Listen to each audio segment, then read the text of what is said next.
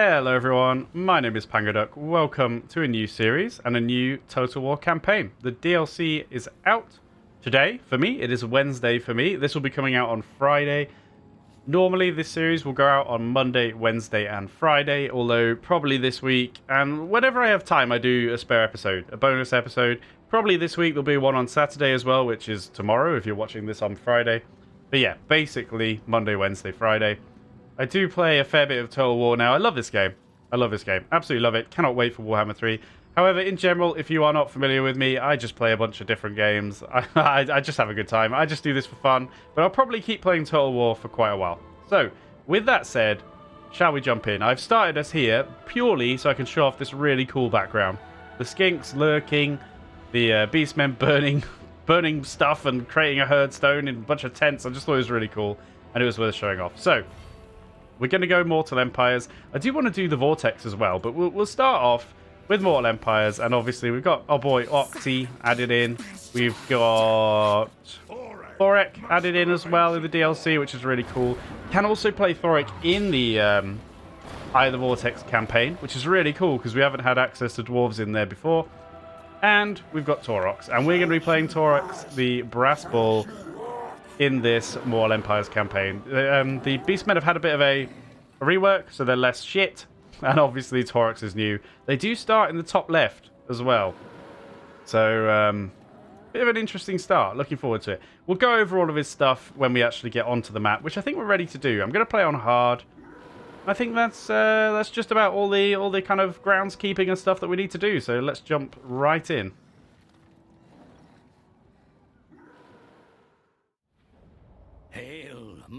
No.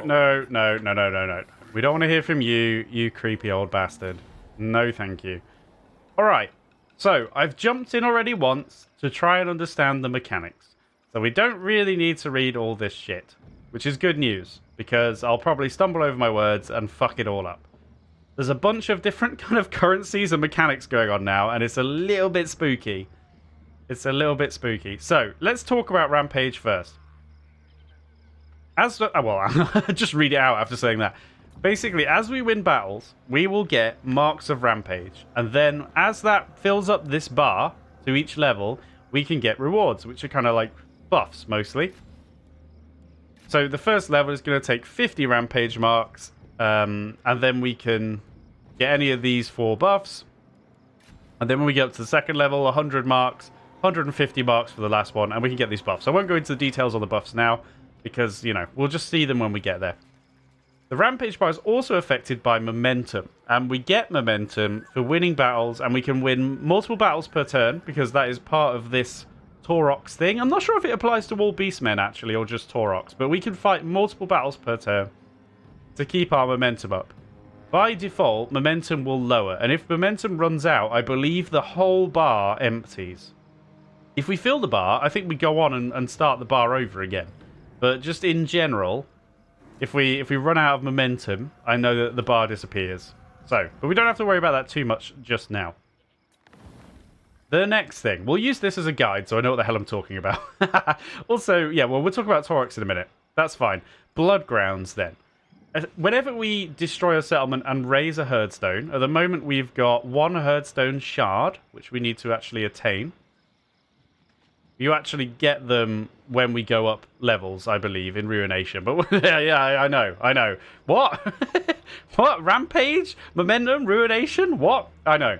So, Blood Grounds, essentially when we raise a herdstone, let's say in Storag Core, which we'll be going after first, the settlement surrounding will be all part of the Blood Grounds. And then when we raise other settlements in the Blood Ground, we will gain Devastation. Okay? And then the Devastation will be applied to the herdstone. And then when we actually use a Ritual of Ruin, that's the one. A Ritual of Ruin, that will turn the Devastation we've acquired into Marks of Ruination. Yeah? And then that is what fills this bar. I know there's lots of bars. And that allows for units and extra unit capacity. Because recruitment is going to work like Tomb Kings. We just have recruitment capacity. We don't pay upkeep for them, and so on. And as we fill this bar, you can see we get a bunch of rewards, buffs, and stuff. And that's like going to be That's us progressing our campaign going along here. Okay, right, there's another one. That's not it. And then obviously we can level up apparently as well. And we've got the Dark Moon, which is currently giving us casualty replenishment, but eventually we'll get to choose another buff. I know, there's a lot going on, because now we're going to go on to Dread. Dread. Dread is basically just a currency. And we can get rewards from it. So, we'll look at that now. Let's look at Dread. Are you gonna... You better not fucking speak. I'm watching you. We've got a standard chapter objective to get, you know, fucking whatever. Perform a ritual ruin at a Herdstone settlement. Okay, fine. We'll get 2k if we do that. So, now let's look at rewards of Dread. We'll get Dread from fighting and stuff. It's just a currency. We get it from our rampage and stuff as well, but it doesn't really matter. The point is, we can spend Dread to increase our unit cap, so we're allowed more of each unit. Now, some of these, we can't, you know, we need to actually get the Marks of Ruination to actually unlock this unit. That's fine. But we use the Dread to actually increase the unit capacity so we can have more, much like Tomb Kings. We can also use Dread, 1200 Dread, which is a lot, to get the other Legendary Lords, which would be really cool. Or to get the, you know, the heroes, Wargore, Gorbel, and Bray Shaman. Lovely stuff. All simple, right? Then we've got upgrades. When we actually create a Herdstone, it's going to be at level 1. However, we can get these upgrades to have it spawn at a higher level, which means it will give more stuff and just be a generally, almost like if it was a city, it would give better stuff. And then we've also got these other upgrades, which are kind of mostly about improving when you first get a Lord or Hero, or when you first start another army. It will kind of increase how good it is to begin with, just to give you a bit of a boost going forward. So we're not going to want these upgrades early on, but they're nice to have for later in the campaign. Finally, we've got items, much like a lot of factions have been added now, since the Tomb Kings actually. Like now dwarves have Oath Gold and stuff they can spend. We can spend, actually just gold for us, but we can spend gold on items if we want to. Right, that's that. Finally, and I promise this is the final mechanic, and obviously we're just going to play. I'll probably fuck it up, but we'll figure it out. But at least I've explained once. Finally, Challenges of the Dark Gods is just technology. However, the unlocks are kind of based on doing achievements. So, create a Herdstone will give us access to this one, and then those 4, obviously, afterwards. Win 5 ambush battles for that one. Win 5 siege battles for that one. Perform 2 rituals of ruin for that one. And then these ones down here are all kind of different stuff. Have 3 characters rank 50, you know, whatever. We'll see. We don't need to go over them all. But then we'll have access to technology. So the first one we're going to get is Plight of the No-Horns when we create a Herdstone, which we will do probably turn 1. I don't know if that's efficient or not, but my plan is to just storm in here, burn it down and create a Herdstone. And then we can go and raise other settlements to try and increase the kind of devastation. And then when we do our ritual, we'll get more Marks of Ruination. Listen, I know. There's a lot going on. There's a lot of words which all sound very similar. So, on to the actual faction. What am I looking at? Where am I looking? Here. Cool. So, we have Call of the Doomballs. Rampage. As I said, we can get momentum from doing multiple battles per turn. That's fine. We also get a dread cost reduction for increasing the unit capacity on all types of Minotaurs, which is very nice. That's all we really need to look at there. And then if we go and have a look at Taurox himself, starts with Slaughterhorn. So, raiding stance is upgraded to Juggernaut raiding stance, which increases movement range but reduces raiding income. So we get less actual raiding income, but that's fine because like we don't have to pay upkeep. But we get to move further while raiding, which is really nice. Taurox leaves River of Blood effects in regions, and I believe that will be leadership debuffs to enemy, leadership increases for us, and also Chaos Corruption, which is like indirectly causing attrition, which is very nice. Weapon strength plus 10% for Minotaur units in his army, and Blood Beast, which is like an explosion. Just an explosion around him. All good times. Into his skill tree, it's rather standard. Kind of got the standard stuff across the top. Missile resistance, magic resistance. It's got Gouge Tusks, which is really cool. Armor piercing weapon damage plus 45. Got a kind of level 12 tree with some cool things in. And then the standard 3 trees were useful. Used to. Now, I'm not going to go red. The red tree. I'm not going to go into the blue tree, even though I like it a lot for hordes, because it's Taurox the Brass fucking Bull. He's got to be a warrior, hasn't he? So, spoilers, that's what I'll be doing. Next up, and we will look at the units. We're almost there. We're almost there. I promise. I promise. We're going to play the game. We have got a Brave Shaman of the wild version. His name is Bravebner. I don't know why, but, you know, sure. We've got Cunning on this occasion. This is obviously randomized. Poison attacks, ambush success chance, plus 10% for local armies, which is pretty good, actually, because we might be doing some ambushing. Into the skills, we can put him on a chariot. Doesn't have anything I really care about down here. Like, I don't... It's not really something I super care about. But he does have some cool spells. He starts with Devolve, which is a debuff to charge speed, melee attack, and speed. Bestial Surge, charge bonus and big vigor for 9 seconds after we've casted map wide. So imagine if you cast a spell just as your units are about to charge in. They all get plus 15% charge bonus. Huge. Brave Scream is a tear-shaped attack. Vile Tide is an explosion. Traitorkin is a single target kind of nuke spell. We'll look at the others later. That's the start. We know what we're dealing with. We're going to drop him straight into Taurox's army now. So we're ready to go. Now, finally, before we actually play the units, we've got basic Ungors, a couple of Ungor spears, the Ungor Raider archers to start us off, and then the Gorgon. The Gorgon monster finally is in the game. Armor piercing, anti-large, causes terror as you'd expect, but yeah, crucially, anti-large. So this is a monster to kill monsters and other large units, which is really cool. Also has Blood Greed, constant augment for himself when in melee, plus melee attack, plus charge bonus, plus leadership, immune to psychology. Very nice. And if we just look at the little blurb text down there, which is often ignored, becoming more savage and frenzied, the greater the scent and sight of blood, which is pretty cool. And then also in that kind of area of things, we have strength from flesh, which is regen. Constant regen in melee. A frequent gorging on the enemy's battle lines leads to this one's flesh flushing red as its wounds reknit themselves. Nice. Okay, and then we've got some Minotaurs with shields, which are obviously very nice. Just big old Minotaurs, we're all used to them. And Harpies, which are, to be frank, Harpies. Right, I think we're ready to play the game. I realise it's been, like, what, nearly 15 minutes? But a lot has changed here, and it's kind of, even when you're playing, it's kind of hard to get your head around it all. Obviously, we have horde buildings as well. The only thing we can actually build at level 1, though, is the heads on spikes, which is good because we get 20 dread per turn. So I like that. But we're not going to do that immediately, obviously. And it does cost 4,000. We only have 6,000. We might need that for stuff. So, with that said, these are actually greenskins. We've got Dark Elves around us and the Exiles of Nehek. We've got these flipping Wood Elves down here, the Heralds of Ariel. But yeah, okay. That was a lot of talking, wasn't it? Let's actually have a battle. No doubt it'll be flipping easy, and probably Taurox and the Gorgon could just solo this whole army. But we'll fight it anyway, because it's the first battle. You'll notice auto-resolve has changed, and I love it. Very nice, this. We don't just have a kind of ambiguous bar anymore. It's battle result, close victory, casualties low. That is so much better. I don't know how it actually goes in practice, because I've not tried it yet. But that is very cool. So, finally, let's crush some skulls.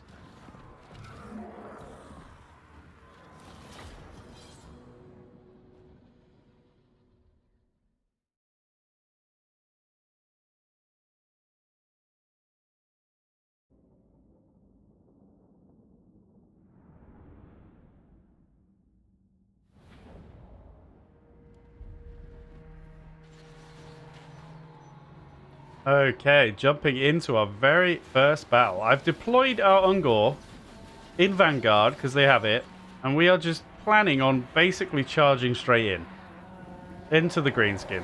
But the problem with that is our Lord and our Minotaur and our frightening Gorgon, which we will take a closer look at, are not Vanguard deployment, and they've got to run all the way in and catch up.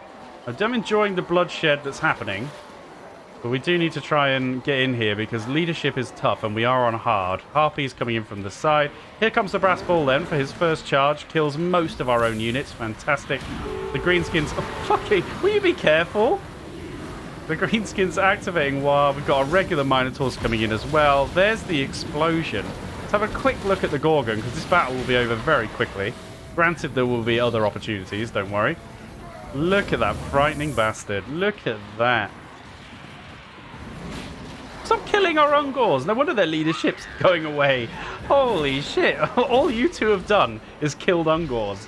The Greenskin, you have fright in the Greenskins, though. They've seen you killing your own men. And they've shit themselves. And I can't really blame them. I can't really blame them. Let's take a quick look at the Harpies while we're here. Getting on top of some Goblin Archers. They just flap around so much, you can't even see them. And it looks like with that, the routing is in full force, and that is going to be the end of the first battle. We did actually have some Ungors run away, but Taurox would probably solo this army given the chance. Just soloing half of our own army as well.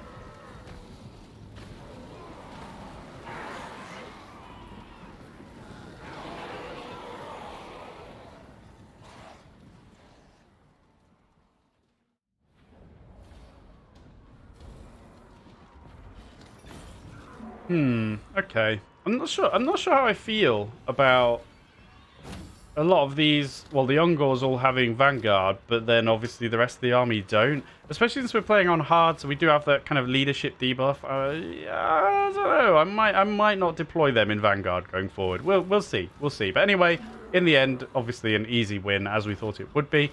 Get some bestial rage for our troubles. We do have options. Loot and Raise gives us 1.4k, which is a lot to us, not paying any upkeep.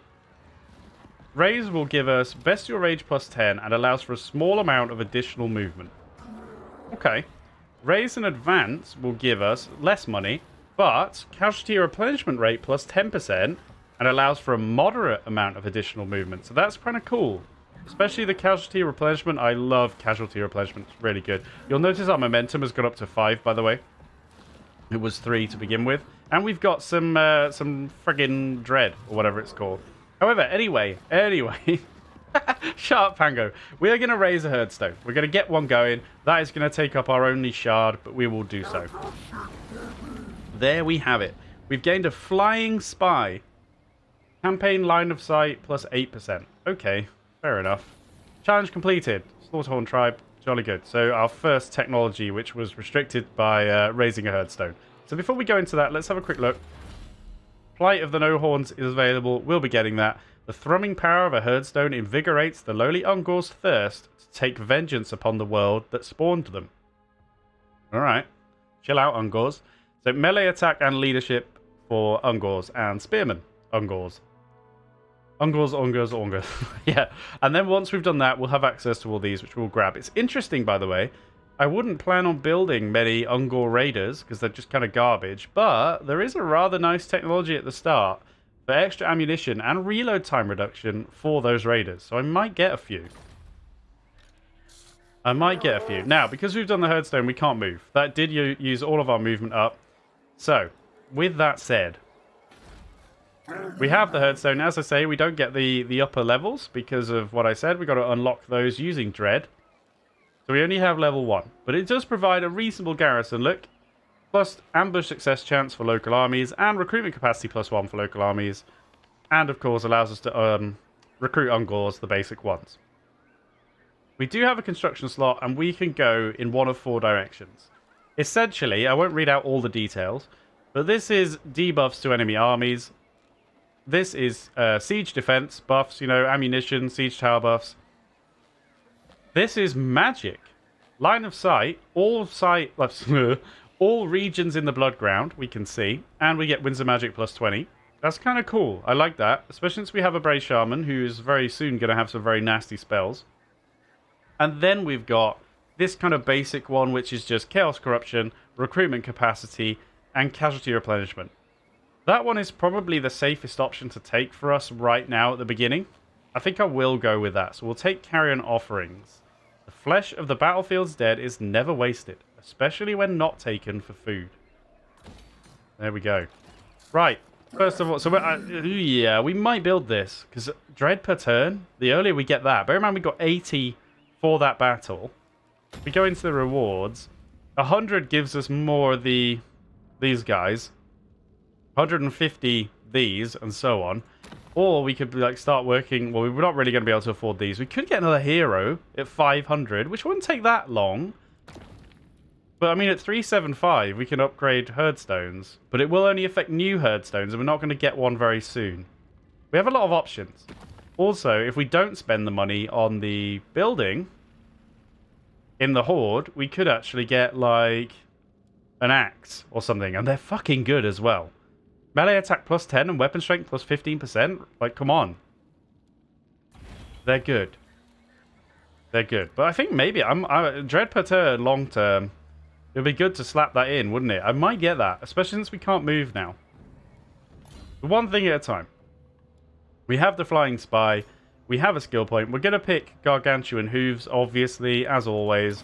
Extra campaign movement range is really good. And then we will dive into the actual combat tree once we've got that. Now then, Mr. Bray. We are forced to take up another point in Devolve first. Increase effect area, extended effect duration when we overcast. Lovely. And once we get that, we could get some scary spells, and that'll be very good. So we can't move, we can recruit. Here you can see, much like the Tomb Kings, it's all dictated by unit cap. So we'll pick these up for our local recruitment. We've also got the local Horde recruitment, because that is from the settlement, I assume. But from the Horde, we can recruit the units which are not capped. And the basic spearmen without shields are not capped, as well as the raiders and the dogs. So what I might do is get 2 dogs and 2 raiders, especially because of the technology I mentioned coming up for the raiders. And I want some dogs just to run around the back. Right, seems good. I think I will. Let's build this. It might be the wrong decision. I've not done like a long test campaign or something. We're gonna YOLO it. You can see we have, that is the devastation. I should have pointed that out. We have 6 devastation. When we go and start... Well, here you go. There you go. If we click on it, we can see the blood grounds. All of the adjacent settlements. And they are each worth 6 at this point. I don't know if that changes going forward. But at the moment, they are worth 6. So we are going to go up. Because we're basically... We started a war with these guys. With the broken chains. So we're kind of ushered to go up here, aren't we? We're not going to go and start a war with this lot. When we've already got greenskins to fight. So we'll go up to Shroktak Mount. As soon as we've actually finished recruiting these and pass the turn, which I think we're finally ready to do. We're on turn 1, and it's been like 25 minutes, but I think we're ready. Let's go. Let's end the turn. Let's move on.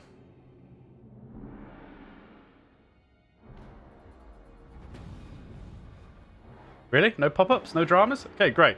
So, we finished that. Both things, the building in the... I'm going to call it encampment. I guess it's just a herdstone. The building next to the herdstone. And we've got heads on spikes. I was just wondering if this was going to be burned down very shortly, because I assume there's some very angry wood elves. I've got to be aware of that. That could... I mean, if they destroy my herdstone, I assume all the devastation is lost. And that will be very unideal. So... we could use the beast path. It's kind of pointless. I think we'll just walk towards it. We can't reach it, but it doesn't cost anything to go into raiding, so we can do that. Just costs 10% to actually encamp. It's worth noting. So I can't recruit or anything, but we can raid, and that's fine. We get a little bit more money in. We do want to get our money back in case we need it, and we also replenish while we're doing that. Only a little bit though. At the moment, but most people are full HP, so that's no bother. And I think that's all we need to do this turn, so let's pass it again.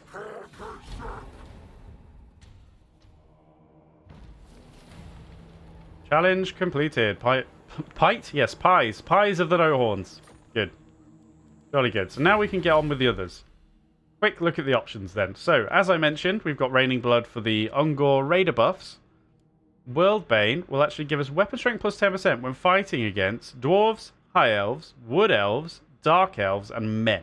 Unfortunately, we're fighting greenskins, so I'm not in a huge rush for that. But we could be fighting wood elves very soon and dark elves. Born to Lead is a leadership aura size and leadership effect buff, which again, because we're on hard, and the fucking I kind of hate the leadership buffs assigned with hard, but there you go. Or debuffs, I should say. This could be quite useful. And finally, speed plus 5% for all units, which is really good because we mostly just charge at people.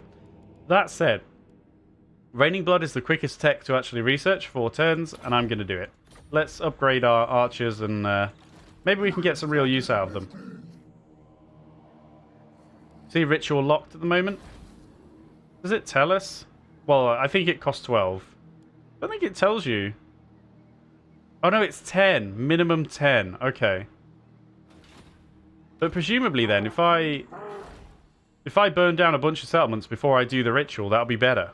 That's my thinking. We'll see. We'll see how it pans out. So, with that said, let's go straight into another battle. 6 in the garrison, 5 in the army. That'll be absolutely fine. I love how he runs. Okay, close victory, apparently. They do have a lord. Frixus. Alright, let's jump in.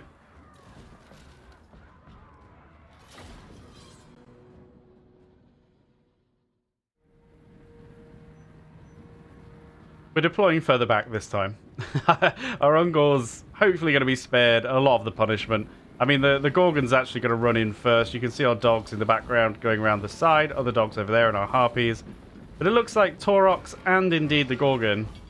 Cowbell swinging away.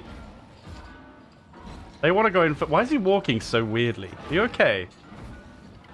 But they are going to be first into battle. It could be because I grouped them all and put them on an attack move. And that slowed everybody down to the same speed. Yep, it looks like many of the big units are actually walking. But that's fine. I'm happy for everyone's going together. We've got Mr. Bray over here. Coming forward. Going to cast a spell as well. There we go. Get that going. Up everybody's charge bonus. Make sure we don't miss the brass ball charge. In we go. Into the greenskin lines then. Rip and tear. I mean, actually, we're just running straight through the middle. What are you doing? Well, at least the Gorgon charged. Oh, okay, well. Can't argue with the results, can we?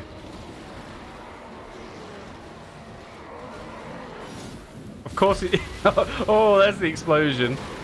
Can't wait to start killing some of our own Ungors again. There we go. Brilliant. Gorgon's going to be soloing a unit. Can't see that ending too badly. They do activate War, but look at them. Getting thrown around. A couple of our Ungor units over here fighting Gobbos. I mean, Ungors are pretty weak, but they shouldn't be as weak as Gobbos. Hopefully. Hopefully. I can see the dogs. We've completely missed the dogs devouring Goblin archers. I can't even keep up. Look, the camera's not fast enough. There we go. Pretty ugly, aren't they? But they get the job done. Lovely unit. Lovely unit. Got both units of archers away. Chasing people down with Ungors now. I mean, the thing is... You can see the harpies in the distance as well, working on some archers. The Taurox and the Gorgon can just come in, and the Minotaurs, They haven't had much of limelight in these battles. They come in, cause terror, and then the Ungors can just chase the units down after that, and the big units can actually move on and start routing others. There we go, another one routed. Looks like the Lord is struggling against the Brass Bull. The Ungors are struggling as well. They're coated in blood. Oh dear. And I think from that little jolt we can confirm the battle is won. Stop killing our own units! God damn, the Minotaurs come in to help. The enemy Lord is wounded. Jesus, that was quick. I guess he's dead. Right, well, we'll chase the rest down and we can move on.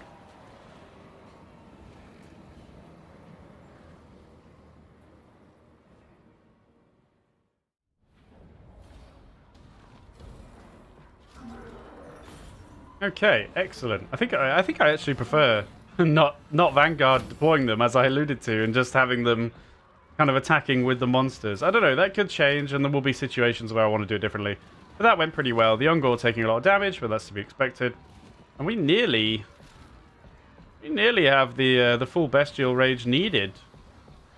I don't even... So I assume this is just operating as normal then? We'll see. We'll see. Anyway, obviously we can't raise another herdstone because we already have. We want to do that anyway because we've already got one adjacent to this. We can then choose more money and bestial rage and less movement, or the casualty replenishment and more movement, less money. I think I'll actually take the casualty replenishment, and I think I want to go straight towards Red Desert. Don't think we'll reach it. No, not even close. Okay, the Ritual of Ruin is available. You have caused enough devastation to now perform a Ritual of Ruin at your herdstone. Performing the ritual will prevent others from colonizing ruins within the surrounding blood grounds and grant you marks of ruination, which will elevate your warherd status. Alternatively, you may continue devastating the blood grounds as much as possible and perform the ritual later to gain the maximum marks of ruination. I actually didn't realize that prevents them from colonizing ruins. Didn't realize. That's pretty cool. But yeah, so we can go with 12 now and do the ritual and get the marks of ruination, but we can go and start collecting more devastation before we do it. And I think I want to collect at least a bit more while we can. I don't think there's any point in going crazy and doing that straight away. So, with that said, we have a cultist for extra chaos corruption for dear old Bray Bn. Might change his name to Ben or something. I can't deal with that. Alright. We don't have anything else to get excited about just yet, but we can now put our first skill point into the combat arts. We'll take Primeval Rage. Melee attack +5. And for you, Bray, with your cultist follower, what should we grab? Probably Viletide, because I just really love explosions. I'm kind of excited about all of them, but let's get Viletide. And I think, yeah, we can just squeeze into their territory and raid them, I suppose. Let's do that. Wait, why can we recruit?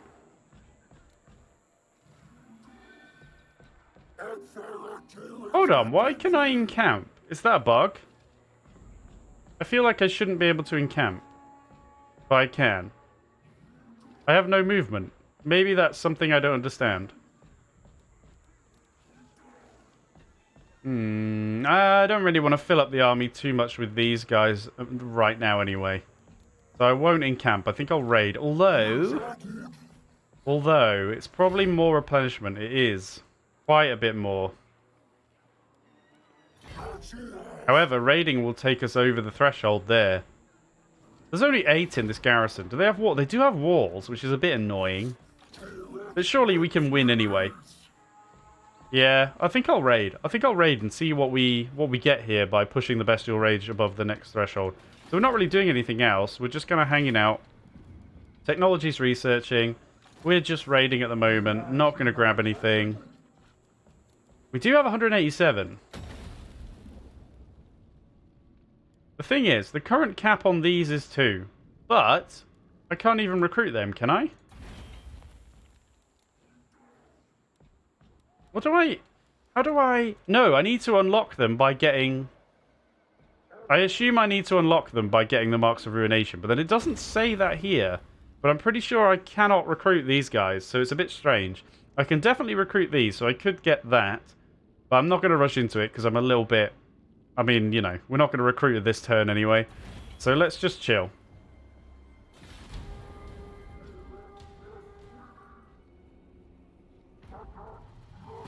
Okay. No dramas? Ooh, they have taken that temple. Maybe they took that last turn. I must admit, I wasn't paying a super amount of attention. So we can go in, but first we have another skill point, which is brilliant news. And how do we wish to spend it? Charge bonus, armor, melee defense, or melee attack. Our melee attack is... 58 is, like, not as high as I'd kind of like. I mean, the melee defense could go up a bit as well. Not too worried about the armor initially. Charge bonus will be good. Plus 15 as well. Not fucking around. That's a lot. But I think... Oh man, the charge bonus is really big. No, I think I'll get Hatred of Man, and we'll get melee attack. So the Beastman's fury stretches back before most can remember. They pursue their hatred with single-minded zeal. I'm sure they do. So, Red Desert. Not to be confused with Black Desert. Pyrrhic Victory. Well, bugger me. We could probably attack, though, without siege weaponry. I don't know how good the Gorgon is against the gate, but he must be pretty good. Oh, it takes ages to build siege towers. Fuck, is this going to be like a big fuck up? We're gonna do it. We're gonna do it now. We're gonna round out the episode with a siege attack without any siege towers. I think this could be a huge mistake. This could be a huge mistake. Do I want to do this? I just fucking 2 turns to only get 2 towers? Feels kind of bad. Fuck it. Let's go for it. Let's go for it.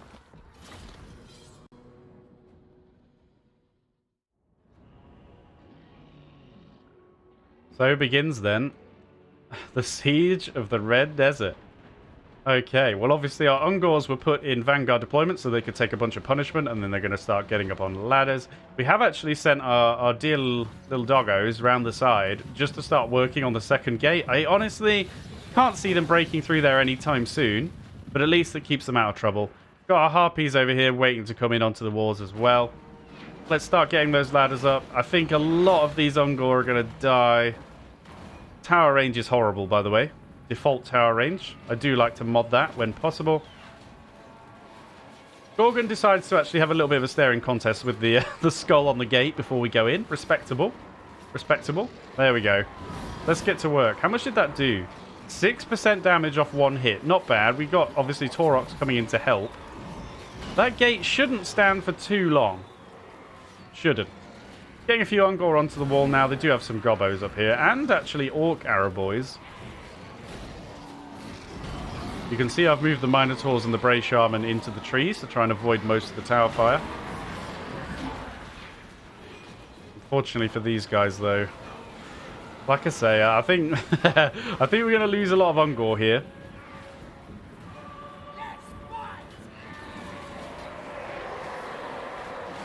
Especially with Orc Boys. Don't really want to face Orc Boys. The other goblins coming over. They have, however, left their archers exposed. So the Harpies are going to help themselves to a nice early free dinner.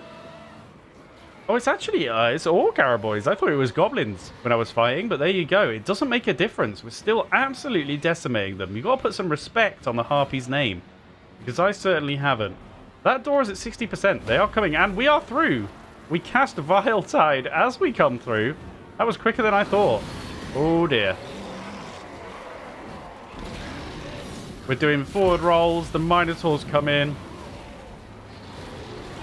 Jesus, that unit is just getting absolutely decimated. Jesus, the Gorgon knocked over a Minotaur. Fucking hell, calm down, dude. Calm down. Bray Shaman coming through. They're already starting to rout. We are, like I said, we're struggling on the walls a bit, but oh, this might help. I mean, yeah, that'll do it. Are any of those getting up? They are not getting up, and that is a lot of blood. Blood for the Blood God. Holy fuck. They are... That's a pretty potent spell we got there. Looks like the dogs are in as well. Excellent. We're going to charge down this unit, and this is pretty much the last unit. Look at that. Straight in. Not a great fight. Dogs on Orc Boys, but reinforcements is arriving, along with the Vile Tide, just for good measure. And just like that, the city is ours.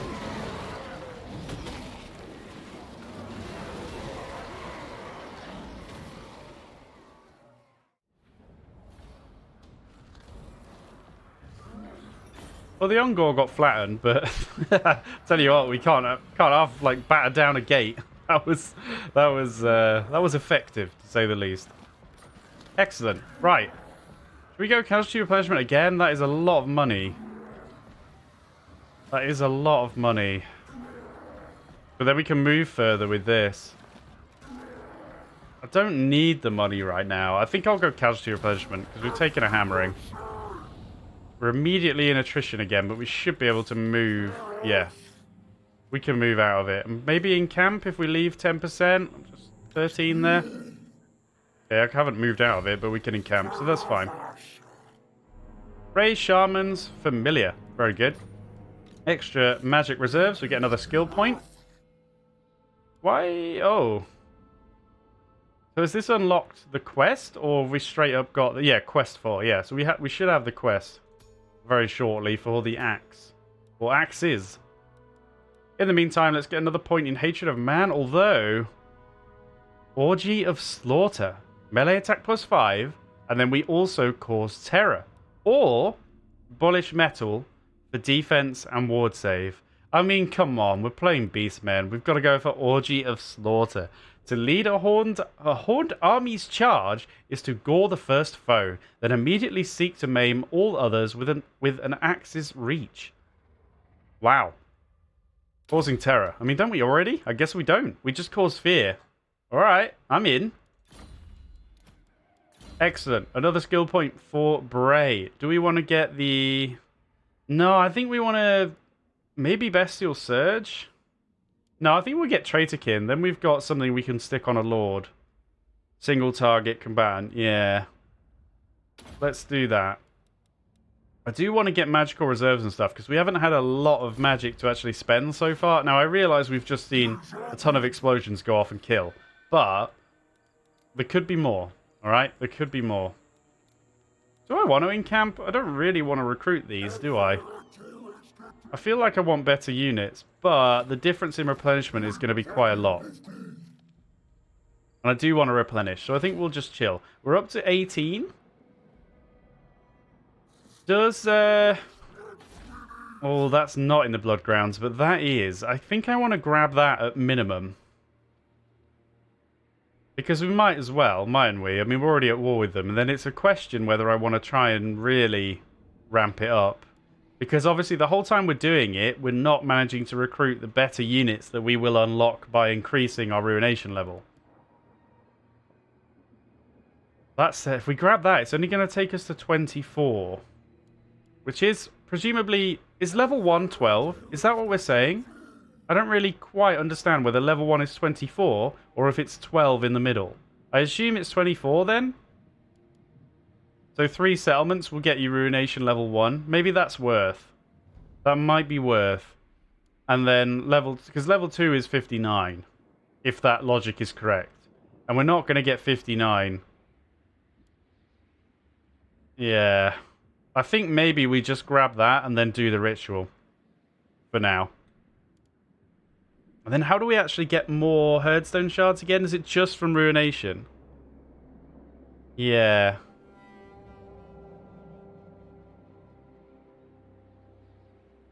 Oh, the shards are regained after casting a ritual or if it gets destroyed. Oh, okay, okay. So we always have that one we can use.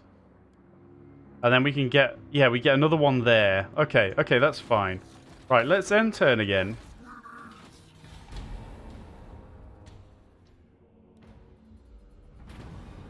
Dark choice. The ruinous powers take grim pleasure in your endeavors. In their dark mirth, they grant a boon. Which of their gifts will you choose? We can get a Gorbel or another Bray Shaman. We don't know what type of Shaman that would be, and we don't have a ton of magic. So I think I'm going to go for the Gorbel. Quest successful. Oh, embed a Bray Shaman hero into the following Lord's army. We've already done that, so that's an extra 3k out of nowhere. Awesome. Okay. Kill 2,000 enemies. Okay, we can do that. I'm sure we'll manage that. So if you come down in this direction... What's your name? Conrock. Oh, Conerock. Conrock. What an annoying name.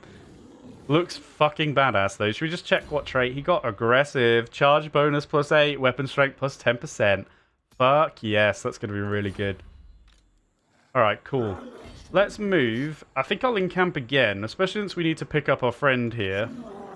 I think we'll just encamp again. Oh, it's not great though, is it? But I mean, it's only, we can't go that much further anyway. We could only raid ourselves. So we'll raid the ruins that have no one in.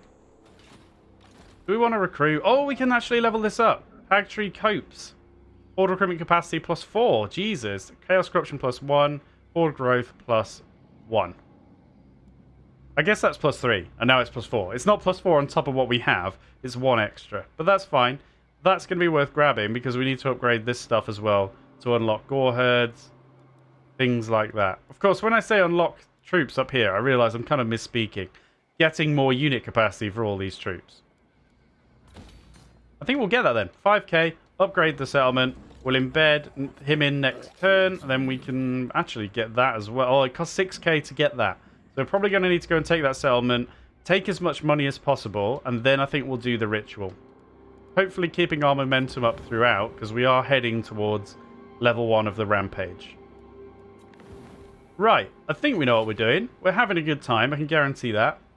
But we're going to need to close off the first episode. So, thank you very much for watching, everybody. Have a fantastic day wherever you are, and I will see you next time, which in this case should be tomorrow.